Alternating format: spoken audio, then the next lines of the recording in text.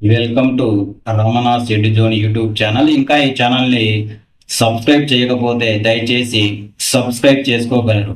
ఈరోజు మనము EO grade 3 సంబంధించి పేపర్ 2లో భాగంగా 5వ చాప్టర్లోనే ఐదవ చాప్టర్ ఉన్నటువంటి శాక్తేయం ఆగమం గురించి గత వీడియోలో కొన్ని ముఖ్యాంశాలు చెప్పుకోవడం జరిగింది. ఈ వీడియోలో అదే శాక్తేయం గురించి లేదా శక్తి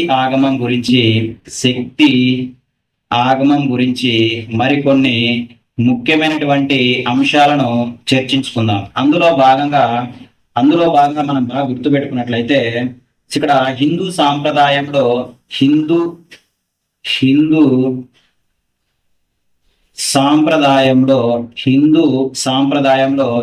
శక్తి స్వరూపిణి అయినటువంటి హిందూ సాంప్రదాయ శక్తి స్వరూపమైనటువంటి పార్వతీదేవి అవతారాలలో నవదుర్గలు ముఖ్యమైనవి. నవదుర్గలు చాలా చాలా ఇంపార్టెంట్. ఎన్ని దుర్గలు? నవదుర్గలు ఇంపార్టెంట్. నవదుర్గలు చాలా చాలా ఇంపార్టెంట్ గుర్తు. అంటే హిందూ సాంప్రదాయంలో శక్తి స్వరూపని అయినటువంటి పార్వతీదేవి యొక్క అవతారాల్లో నవదుర్గలు చాలా చాలా ఇంపార్టెంట్ అని గుర్తుపెట్టుకోవాలి. పార్వతీదేవి బ్రహ్మ విష్ణు మహేశ్వరుల అంశతో మహాసరస్వతి అదేవిధంగా మహాలక్ష్మి మరియు మహాకాళిగా అవతరించిందని ప్రతి అవతారం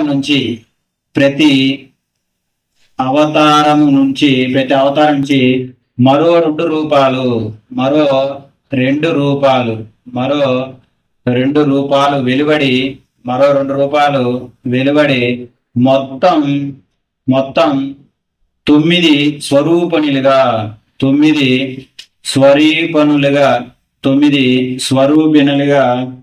9 దుర్గలుగా ఆరాధించబడుతుందిగా మనం గుర్తుపెట్టుకోవాలి. అంటే ఇక్కడ మనం బాగా గుర్తుపెట్టుకోవాల్సిన విషయం ఏంటంటే మనము ఎవరి గురించి మనం తెలుసుకుంటున్నామంటే శక్తి లేదా శాక్తేయం ఆగమం గురించి మనం తెలుసుకుంటున్నాము. హిందూ సాంప్రదాయం ప్రకారం శక్తి స్వరూపమైనటువంటి పార్వతీదేవి అవతారంలో నవదుర్గలు ముఖ్యమైన గుర్తుపెట్టుకోవాలి. ఈ పార్వతీదేవి బ్రహ్మ విష్ణు అదేవిధంగా మహేశ్వరుల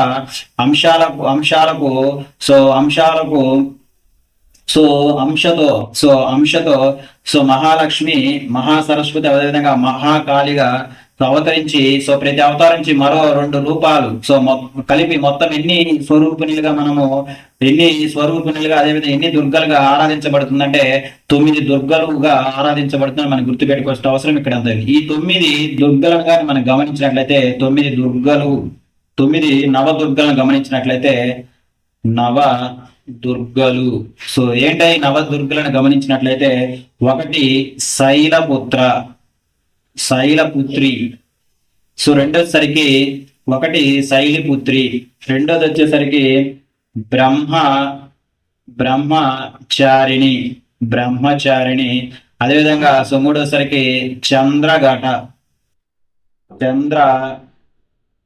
గంటగానం అదేవిధంగా నాలుగోది వచ్చేసరికి కూస్మాండ నెక్స్ట్ వచ్చేసరికి స్కందమాత నెక్స్ట్ వచ్చేసరికి కాత్యాయని ఏడోది వచ్చేసరికి కాలరాత్రి నెక్స్ట్ మహాగౌరి అదే విధముగా సిద్ధిరాత్రి ఇవన్నీ కూడా ఈ 9 కూడా ఏంటివి? ఓకే, నవదుర్గలుగా గుర్తుపెట్టుకోవాలి. ఒకటి ఏంటిది? శైలిపుత్రి, బ్రహ్మచారిణి, ఓకే, చంద్రగంట, సో కూష్మాండ, స్కందమాత, కాత్యాయని, అదేవిధంగా కాళరాత్రి, నెక్స్ట్ వచ్చేసరి మహాగౌరి, అదేవిధంగా ఓకే సిద్ధిరాత్రిగా మనం గుర్తుపెట్టుకోవాలి. సో నెక్స్ట్ వచ్చేసరికి సప్త సతి దేవతలు. సప్త అంటే మనకి ఎన్నండి? 7. సప్త సతి, సప్త సతి దేవతలు, సప్త సతీ దేవతలు. సో మనం ఇంతకు ముందు వేడి గురించి చెప్పుకున్నాం, నవదుర్గల గురించి చెప్పుకున్నాం. అదేవిధంగా ఇప్పుడు సప్త సతీ దేవతల గురించి మనం తెలుసుకుందాం. హిందూ మత సాంప్రదాయంలో, హిందూ మత సాంప్రదాయంలో, హిందూ మత సాంప్రదాయంలో సప్తసతి, సప్తసతి దేవతలనే సాంప్రదాయం కూడా ఉంది. సాంప్రదాయం కూడా ఉందని గుర్తుపెట్టుకోవాలి. సో ఉందని గుర్తుపెట్టుకోవాలి. సది ఒకటి నంద, రక్తదంతిక, శతాక్షి, నెక్స్ట్ వచ్చేసరికి దుర్గా, శాకంబరి, నెక్స్ట్ భ్రమర. సో భ్రమర, అదే విధంగా చివరిది భీమ. సో వీటిని ఏమంటామంటే సప్తసతి దేవతలు అంటాం. సో హిందూ మత సాంప్రదాయంలో నవదుర్గలతో పాటు ఇంకొక సాంప్రదాయం కూడా ఉంది. ఆ సాంప్రదాయం ఏంటంటే సప్తసతి దేవతలుగా మనం గుర్తుపెట్టుకోవాలి. ఆ సప్తసతి దేవతలు అంటే ఫస్ట్ నంద, నెక్స్ట్ వచ్చేసరికి రక్తదంతిక, నెక్స్ట్ వచ్చేసరికి శతాక్షి, దుర్గా, శాకంబరి, భ్రమర, అదే విధంగా భీమగా మనం గుర్తుపెట్టుకోవాల్సినటువంటి అవసరం ఇక్కడ అంతేది. సో వీటితో పాటు మనం గుర్తుపెట్టుకోవాల్సిన ఇంపార్టెంట్ పాయింట్ ఏంటంటే, సో అష్టాదశ పీఠాలు చాలా చాలా ఇంపార్టెంట్ అండి. ఎగ్జామినేషన్ పాయింట్ ఆఫ్ వ్యూలో మనం గుర్తుపెట్టుకోవాల్సింది అంటే, సో 18 శక్తి పీఠాలు గుర్తుపెట్టుకోవాలి. అవి ఎక్కడున్నవి సో వాటి పేరు మనం ఎగ్జామినేషన్ పాయింట్ ఆఫ్ వ్యూలో గుర్తుపెట్టుకోవాల్సిన అవసరం ఇక్కడ అంతా ఉంది. సో మొత్తం ఒకసారికి మనకి ఏంటంటే అష్టదశ శక్తి పీఠాలు అంటాం. సో దీనికి ఒక స్టోర్ ఉంది. ఆ స్టోర్ ని కానీ గమనించినట్లయితే సో ఈ అష్టదశ పీఠాలకు సంబంధించి ఒక కథ ఉంది. ఆ కథ గురించి మనము సో కొంచెం తెలుసుకుందాం. సో దక్షుని కుమార్తె ఉంది. ఆ దక్షుని కుమార్తె ఎవరు మనకు? సతీదేవి. సో దక్షిణి యొక్క కుమార్తె ఎవరంటే సతీదేవి. సో ఈ సతీదేవి ఏం చేసింది? తండ్రి మాట వినకుండా శివుణ్ణి పెళ్లి చేసుకుందట. శివుడిని పెళ్లి చేసుకుందంట. సో దక్ష ప్రజాపతి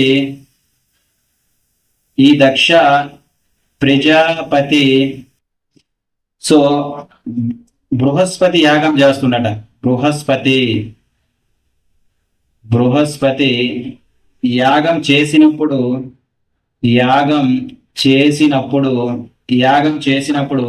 అందరిని ఆహ్వానించి కూతురుని అదేవిధంగా అల్లుడైన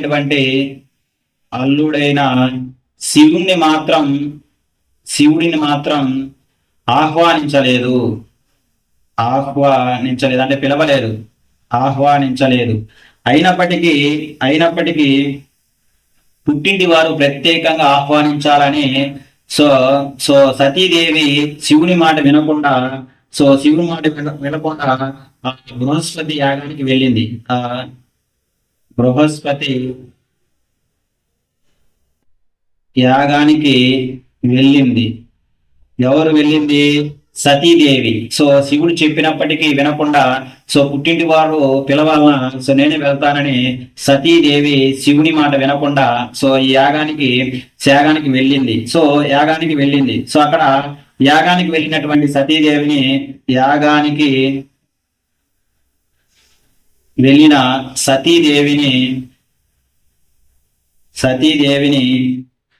సతీదేవికి పరాభావం ఎదురైంది. పరాభావము ఎదురవుతుంది. సో అక్కడ జరిగిన శివనిందను అంటే సో సతీదేవి తండ్రి అయినటువంటి దక్షుడు శివుని నిందిస్తాడు. శివ నిందను భరించలేక భరించలేక సో సతీదేవి అగ్నిలో దూకుతుంది. సతీదేవి అగ్నిలో దూకుతుంది దూకుతుంది సో సో దూకి భస్మం అయిపోతుంది. ఎవరు? సతీదేవి భస్మం అవుతుంది. సో ఆగ్రహించినటువంటి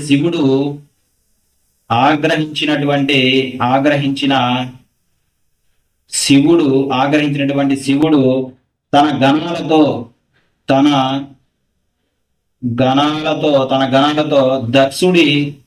దక్షుని యాగాన్ని ధ్వంసం చేస్తాడు. ధ్వంసం చేస్తాడు. ఎవరు చేసేది?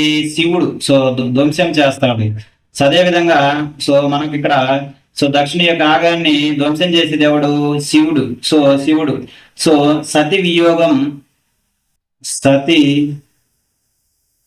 వియోగ దుఃఖం తీరని శివుడు ఆమె మృత శరీరం ఎవరు? సతీదేవి యొక్క మృత శరీరాన్ని అంటి పెట్టుకొని ఉండి సో జగత్ రక్షణ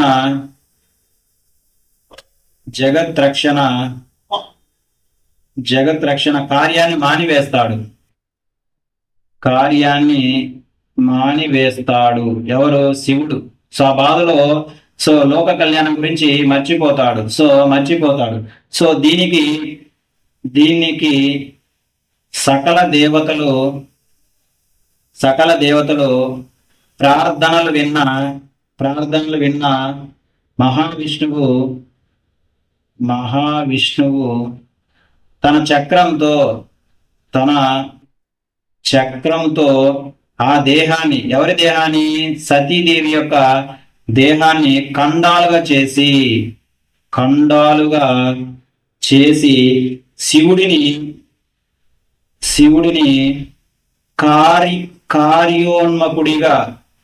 కార్యోన్ముఖుడిగా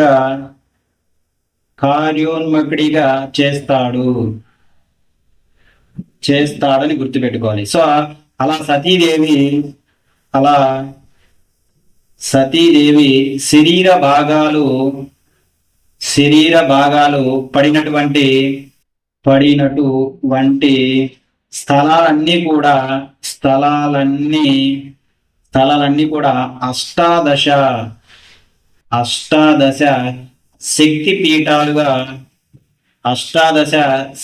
పీఠాలుగా మారి భక్తులకు శక్తిపీఠాలుగా శరీర భాగాలు ఒక్కొక్క చోట ఒక్కొక్క రకం పడి సో మొత్తం ఎన్ని శక్తిపీఠాలు అంటే 18 శక్తిపీఠాలుగా మారి భక్తులకు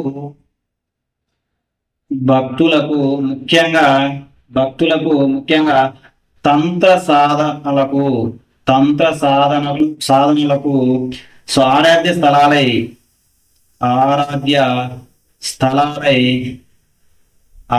స్థలాలై ప్రసిద్ధి చెందాయి. ప్రతి శక్తి పీఠంలోనూ మొత్తం ఎన్ని శక్తి పీఠాలు ఉన్నాయండి? 18 అంటే 18 శక్తి పీఠాలుగా మారి భక్తులకు ముఖ్యంగా తంత్ర సాధకులకు ఇది ఆరాధ్య స్థలాలై ప్రసిద్ధి చెందాయి. గుర్తుపెట్టుకోవాలి. ప్రతి శక్తి పీఠంలో దాక్షాయిని మాత భైరవుడు అంటే ఎవరు? మనకు శివుడు. భైరవుణ్ణి తోడుగా భక్తులకు దర్శనం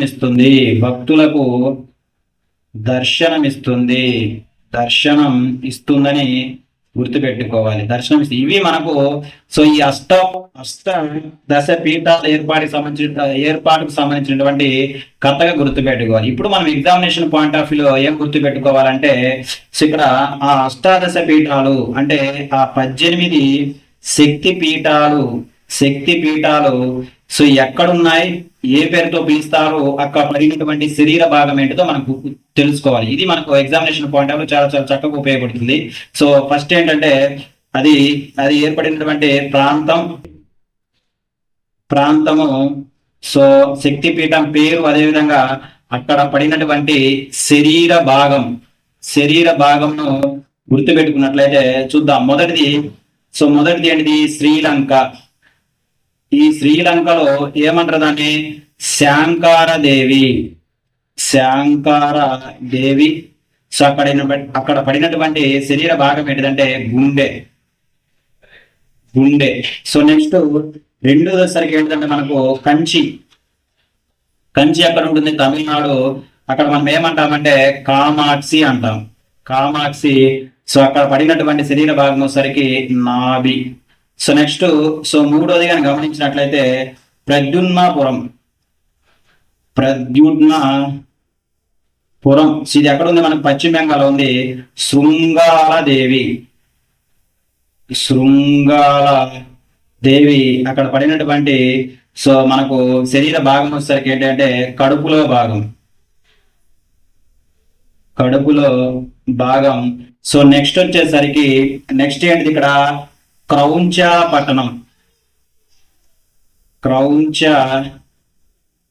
పట్టణము. ఇది ఎక్కడ ఉంది? మైసూర్లో ఉంది. సో చాముండి అక్కడ పడినటువంటి శరీర భాగం వచ్చేసరికి జుట్టు. నెక్స్ట్ వచ్చేసరికి ఐదోది గమనించినట్లయితే ఆలంపురం. ఎక్కడుంది ఆలంపురం అంటే మనకు తెలంగాణ స్టేటు. సో అక్కడ ఏమని పిలుస్తాం మనం అమ్మవారిని? జోగులాంబ.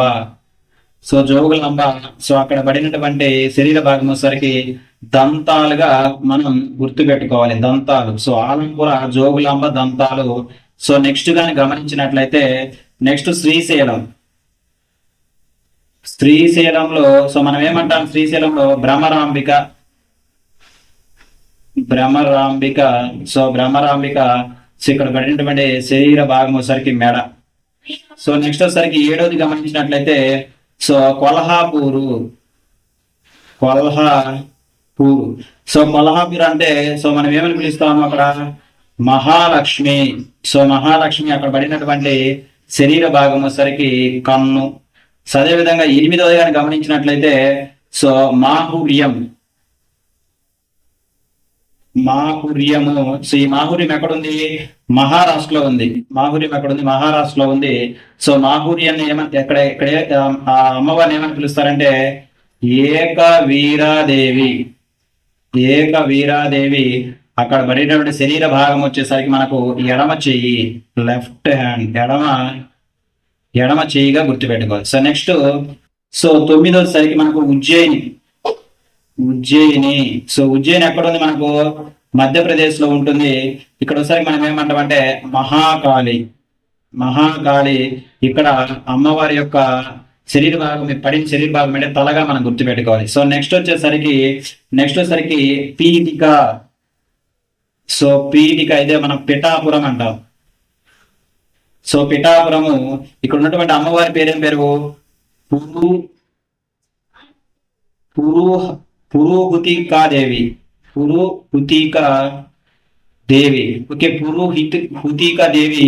ఇక్కడ పడినటువంటి శరీర భాగం వచ్చేసరికి వెన్నెముక, అమ్మవారి వెన్నెముక. సో నెక్స్ట్ వచ్చేసరికి 11వ శక్తి పీఠం ఏంటిదంటే ఓద్య. ఇది ఎక్కడుంది? మనకు ఒడిస్సా స్టేట్ లో ఉంది, గుర్తుపెట్టుకోవాలి. ఓద్య అంటే ఒడిస్సా స్టేట్. ఇక్కడ సో ఈ అమ్మవారిని ఏమని పిలుస్తామంటే మనము గిరిజాదేవి. సో ఇక్కడ పడినటువంటి అమ్మవారి శరీర భాగం ఏంటంటే నావిగా మనం గుర్తుపెట్టుకోవాలి. నెక్స్ట్ 12వ శక్తి పీఠం అయినటువంటి ద్రాక్షారామము. సో ద్రాక్షారామము ఇక్కడ అమ్మవారిని మనం ఏమని పిలుస్తాము? మాణికాంబ అంటాము. ఇక్కడ పడినటువంటి అమ్మవారి శరీర భాగం ఏంటంటే ఎడమ చెంప. చాలా చాలా ఇంపార్టెంట్, ఎడమ చెంపగా మనము గుర్తు పెట్టుకోవాలి. సో నెక్స్ట్ వచ్చేసరికి 13వ శక్తి పీఠాన్ని గమనించినట్లయితే హరిక్షేత్రం. ఈ హరిక్షేత్రం ఎక్కడుంది? మనకు గోహతి అంటే అస్సాం, గోహతిలో ఉంది.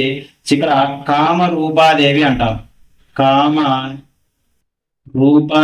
అంటాము.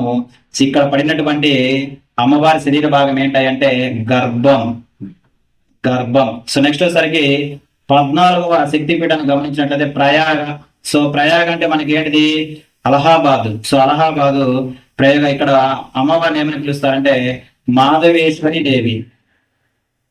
మాధవేశ్వరి దేవి. సో ఇక్కడ అమ్మవారి యొక్క వేళ్ళు పడడం జరిగింది, వేళ్ళు. So next fingers. నెక్స్ట్ 15వ శక్తిపీఠం వచ్చేసరికి జ్వాల. సో జ్వాల ఏ స్టేట్ లో ఉంది మనకు, జమ్మూలో. సో జమ్మూలో ఉంది జ్వాల. ఇక్కడ అమ్మవారి దేవిని ఏమంటాం మనము, వైష్ణవి దేవి అంటాం. వైష్ణవి దేవి అంటాము. ఇక్కడ పడినటువంటి అమ్మవారి శరీర భాగం ఏంటంటే తల, హెడ్. సో నెక్స్ట్ వచ్చేసరికి 16వ శక్తిపీఠం గమనించినట్లయితే Gaya. So Gaya in which state, Bihar గా గుర్తుపెట్టుకోవాలి. ఇక్కడ మంగళ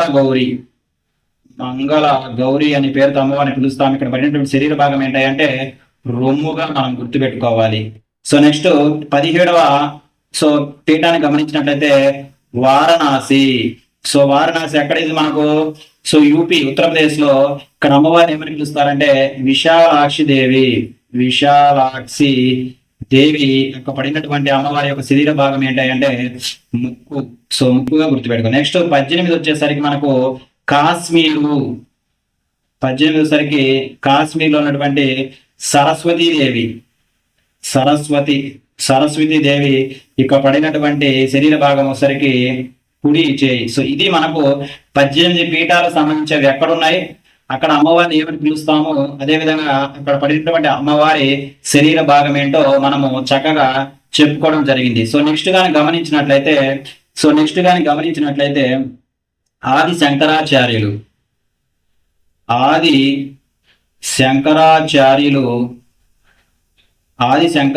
వారు జగన్మాతను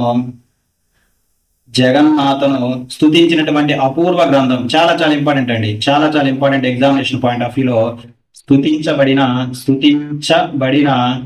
స్తుతించబడినటువంటి అపూర్వ గ్రంథం వచ్చేసరికి ఏంటంటే సౌందర్య లహరి. చాలా ఇంపార్టెంట్, సౌందర్య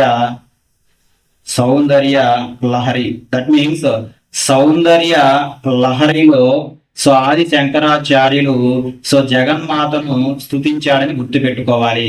ఈ సౌందర్య లహరిలో 2 భాగాలు ఉంటాయి. ఒకటి వచ్చేసరికి ఆనంద లహరి, రెండోది వచ్చేసరికి సౌందర్య